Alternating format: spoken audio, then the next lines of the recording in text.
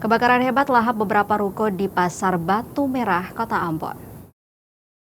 Kebakaran melanda kawasan Pasar Batu Merah Blok G, Kota Ambon, Jumat 12 Desember 2025 sekitar pukul 1 siang, waktu Indonesia Timur.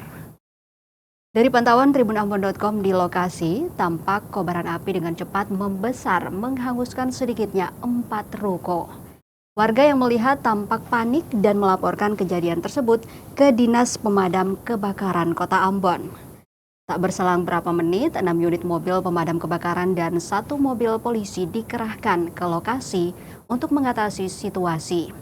Selain itu, tampak arus lalu lintas di sekitar pasar lumpuh total, sehingga pengendara terpaksa memutar balik arah. Ratusan warga juga terlihat memadati area kejadian. Ada yang memantau, ada juga yang berupaya membantu petugas memadamkan api.